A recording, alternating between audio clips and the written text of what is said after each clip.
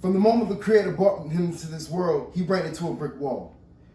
His mother and the other doctors were shocked, for he was much too small. He had been born 3 months too early with constant heart and breathing problems to face. So for himself and 6 others, the battle to live became a race. They told his mother there was no chance at all for him to live, and yet she did not fear. She stood and fought by his side for those 3 months until she got him the hell out of here. Even afterwards, he faced countless problems which seemed to have no end. He found himself always sick and vulnerable, yet still he did not bend. He would go on to start school where he realized he had more brains than most. But when we moved to a new state, he learned the hard way that wasn't something to boast. By keeping us down south, Mom protected him from bullies and warmongers. Moving up here told him that he couldn't conceal his true self any longer. She trained him fiercely to protect and defend until she knew he would be just fine. She and I knew better than anyone else that he would have to use these skills all in due time. At age 12, it all came to a head with one who gave him great strife. He snapped, and he fought back with the only regret that he didn't take his fucking life. It filled him with great shame and that his mind and heart could possess such wrath. So from that day on, he swore to himself that he'd walk a different kind of path. The approach he felt that he had to take was something not long seen before. He had to become a champion of renown, one whom the whole world could adore. And so he left the world to repair, vanishing from everyone's sight. And a good year later, he came back as a 12th century knight. The newfound power served him well as he preserved it to the core. But in order to be prepared for the worst, he knew he had to be more. Once he was let into the outside world, he made a decision that altered his life.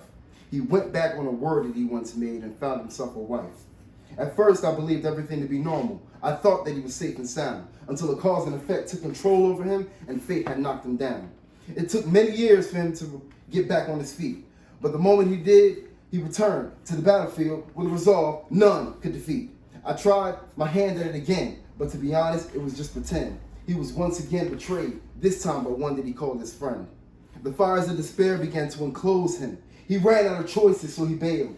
Back into exile I went again, for I felt that I had failed. It took more than twice as long as the first time around to discover what it was that he once fought for. But when he made his return once again, he stuck his foot right through the front door. After a gruesome self-imposed training to mentally improve his spine, he decided that he should go out and try it just one more time. This time he was patient and didn't swing from the start.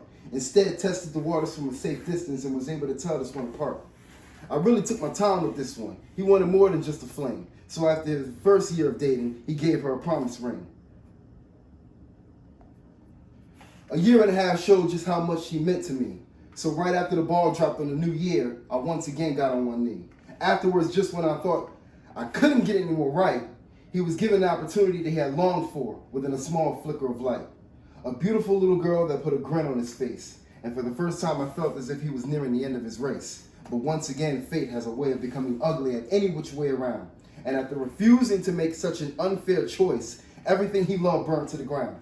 They tried to turn him into something he was not, to control what he could do and say. They almost succeeded until I stepped in and stripped that power away.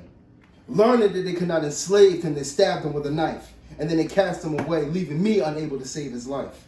They took everything away that was wonderful about him, made him regret giving her that ring. And when they killed him, all I did was stood by and watched. I didn't do a damn thing. I was left with no choice but to bury him. I put an end to his race. But the last thing the world expected was for me to take his place. I am his will and resolve made manifest, and I hold nothing back. He was my best friend and most humble, but unlike him, I'm always on the attack. On the outside, I'm as plain as I am fragile for the eye to see. But on the inside lies the most valid reason why nobody should fuck with me. I'm not talking about leaving more stripes on him than Jesus before the crucifixion. I'm talking about bending the very fabrics of time and space with these time's decisions. I'm marvelous. Moreover, I'm a malice-filled intent with a natural talent for maximizing miraculous feats of destruction by marking the world with a massive display of menacing mind obstructions. I'm spectacular. In spite of the fact I'm a stillborn, I still bore these arms that'll leave you slipping down the dark slopes of a dark silence as the angel of death takes his sanction within your stupid-ass conscience. Beware. I bear these arms with pride, but my mind with a bothersome conviction that begets bold behavior and a barrage of attacks that'll block the flow of your cardiac and leave you choking on your last breath in a heart attack. But most importantly, I fight for what he died for. A life where he could love and be at peace. I finally have the power to make the dream a reality, so I owe him that much at least. For now, the reality is my streak has now reached 29-0, and my reaper has once again left my soul unclaimed. Once again, I showed these streets, the gangs, and the prison cells that I still cannot detain. My power continues to grow. Who knows what is next to be born? So take this revelation of mine as a message, for you have now all been forewarned. He was everything I ever aspired to be. Now every part of him now resides in me. So with that said, I dedicate this 29-0 unto his memory.